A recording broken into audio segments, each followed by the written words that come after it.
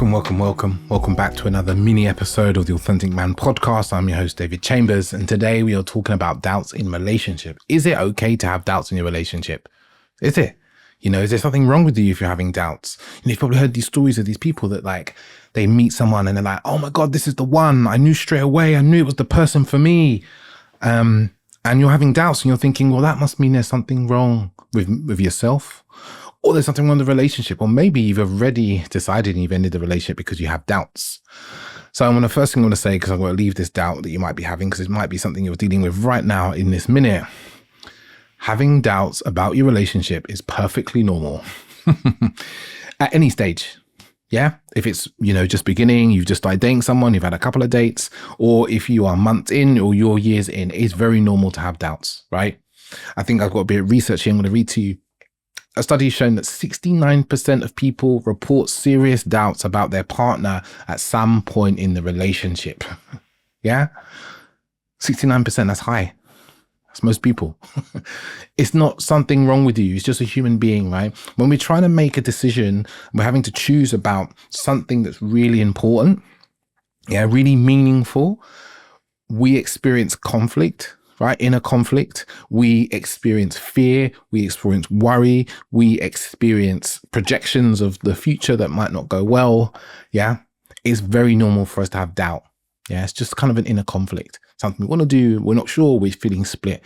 It's really normal for it to happen. Yeah. Often when we have these sorts of doubts, it's almost like there's two parts of us that are arguing with each other internally. Yeah.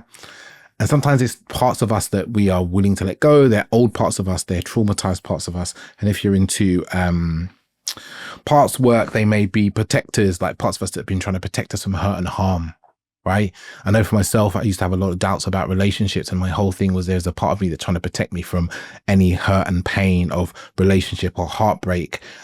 Because, when I was 17, my girlfriend then broke up with me and I was absolutely heartbroken.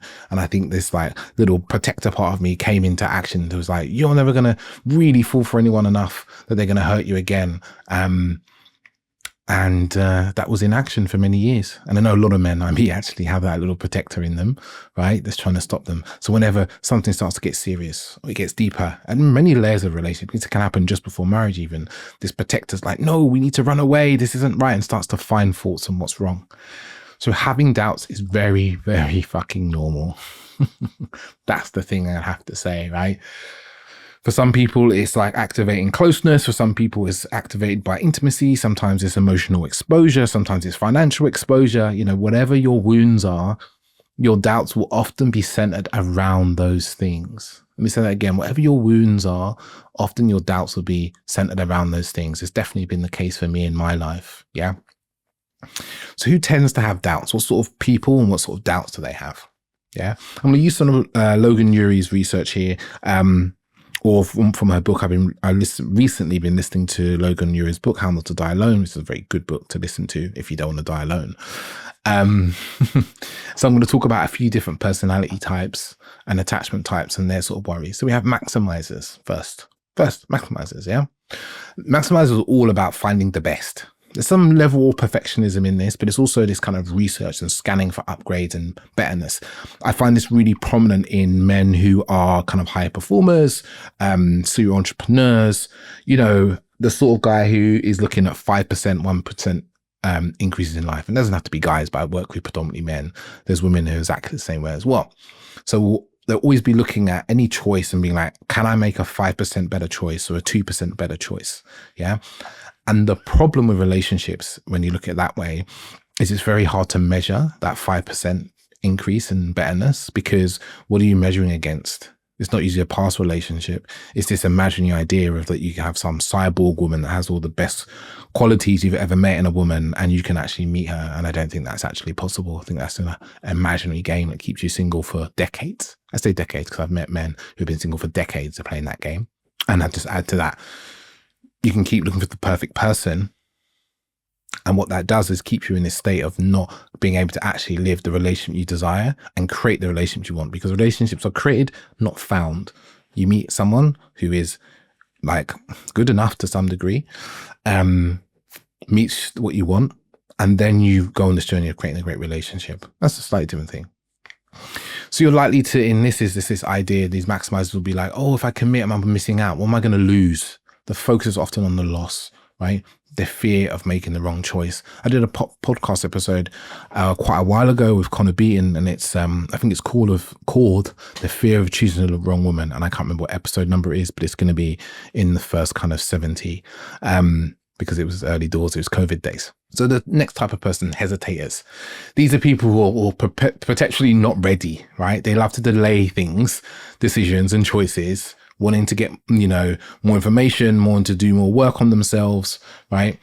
The doubts for a kind of hesitator type of person it's really going to be around their own self-worth struggles and perfectionism. Yeah. It's going to be like, am I ready for a relationship? Am I emotionally ready? Am I able to accommodate someone in their life? Or am I financially ready? It's always going to be all these sorts of things. It's a lot about their own self-worth and their protection, trying to protect themselves from kind of failure and a feeling of inadequacy. The third type of person, romantics or romanticizers, I think she calls it in the book. These are people who are looking for this very magical, perfect picture moments of love. So they will have doubts around, does this feel like, like it does in the fairy tale, aka the fairy tale I have in my head, like, oh, this might not be right, might not be euphoric enough, or it might not be effortless enough, the question will be is like, have I found the one? I'm not certain. Have I found the one? Spoiler alert, there is no one. There's probably 100,000 to a few million people in the world that are compatible with you at any given moment. Obviously, that's going to change as you change, but the numbers are going to be pretty high, really, in real terms.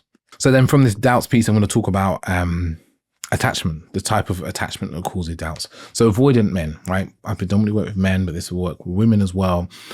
A lot of this doubts very commonly is often about, very similar to the maximizer, which can be these fears around losing themselves, fears around intimacy. So it can come up in the ways of like fault finding. Oh, is this person good enough? Am I going to be happy with this person long term?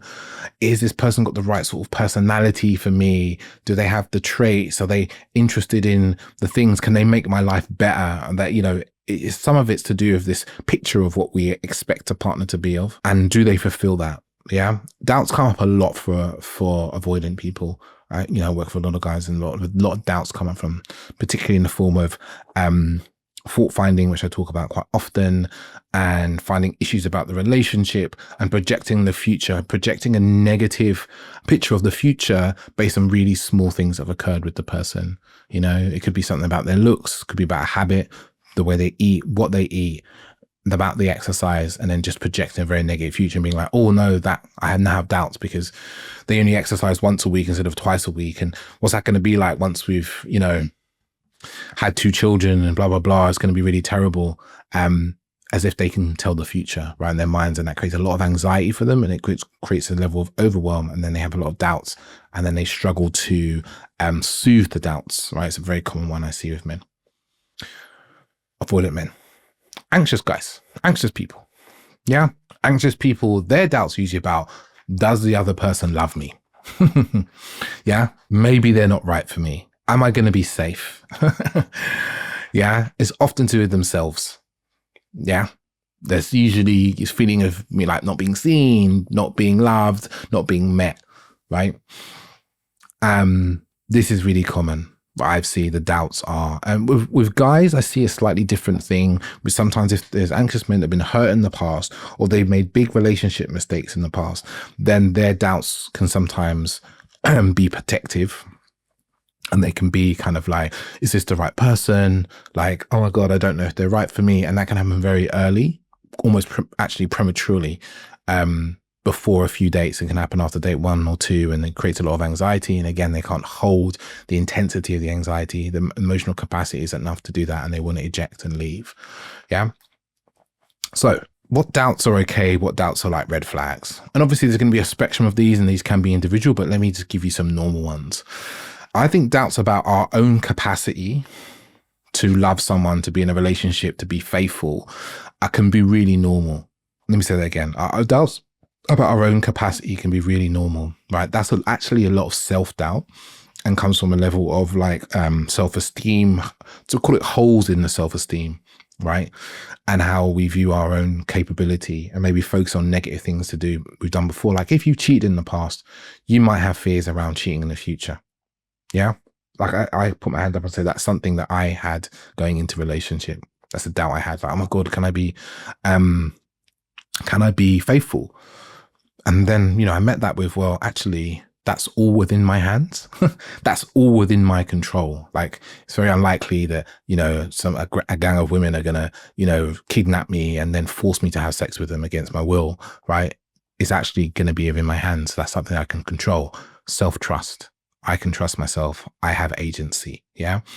So that can come in the form of like, am I going to love them long term? Am I going to mess this up? Like, even, am I good enough? Are we too different? How am I going to keep the intimacy going? They want things of me that I don't think I can do. They want things of me that I don't know if that's part of who I am. These are a lot to do with our own kind of self-worth and self-esteem. And these are actually very normal doubts to have. And they are all within our power. Yeah, because we can communicate these things. We can go, oh, look, I actually don't know if I can give you the love and affection you want, but I can work on it, right? We can meet the fixed mindset and the future of like, oh, I don't know if I can do that thing in the future. Very fixed. Yeah. We're pretending like things won't change in the future, with the growth mindset of like, I am actually someone who can grow and change and become someone who can do that thing. In the same way, a good idea around this growth mindset is if you had a partner who's like, I would love to be with someone who could run a marathon, and we're like, well, I could never run a marathon, so I can't be with you. And this is an example, but you can train to run a marathon. I ran a half marathon probably about 8-9 years ago, and I wasn't someone who liked running, but I did it. You can train yourself, you can learn, you can grow. It's really important to meet our doubts with that idea, right?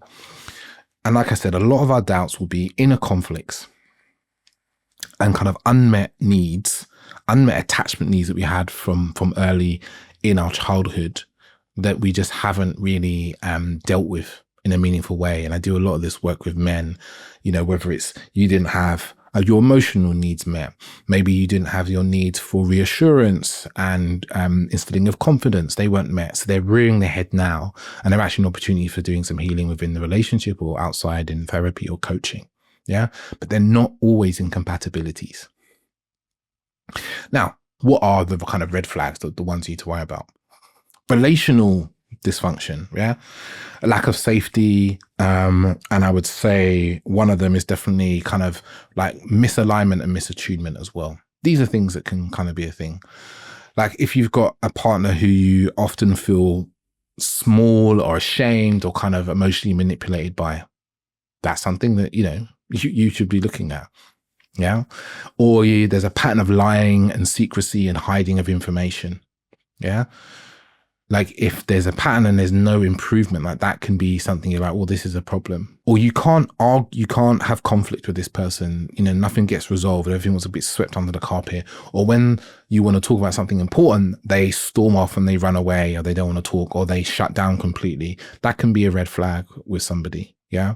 If you constantly have to walk on eggshells with somebody, sometimes it's the sign of yourself, of like, you're so afraid of being yourself with someone else that you're doing this unnecessarily. And you're just like showing the parts of yourself to them because you believe that if you show, other aspects of who you are, your truth, your expression and so forth, that you'll be rejected. So this can be a fine one to look at, but you have to look and go, okay, is this a me thing or is this about them?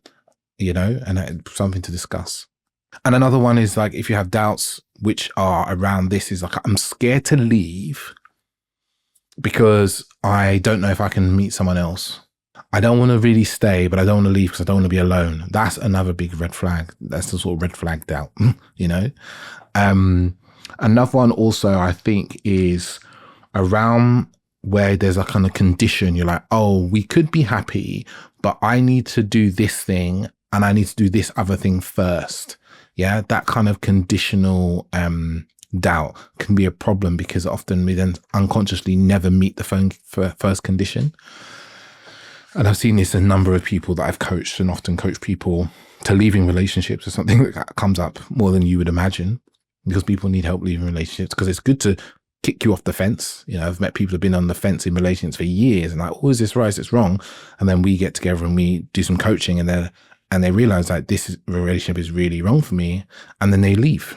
And it's difficult because they've been on the fence for a long time, but actually frees them up to really meet someone they really want to. There's the doubts, man. Doubt's normal. Doubt's reasonable. Important decisions create doubt because there's conflict and fear. Usually there's like unmet needs. As I said, there's like childhood wounding that can come through in a child or in a critic work or through attachment stuff that's kind of sitting underneath that we've never touched, we've never expressed, we've never given space to, we've never allowed our nervous system to integrate those things. And until we do, those conflicts and doubts will continually spiral around, right? Or there's things around our kind of self-esteem and confidence that we haven't met in a way that's compassionate and so forth. And this is where things like therapy and coaching can be really useful because they allow us to kind of release that energy and actually unlock those parts of us and get those protector pieces out the way and allow what's behind it to come forward. So if you've enjoyed this episode, like it, comment below, tell me what you really enjoyed about it as well, because you know you can comment on everything these days. And what would you love me to talk about some more? Actually, I'm always like to hear that because I'm always looking for more content. But until next time, I say ciao, ciao.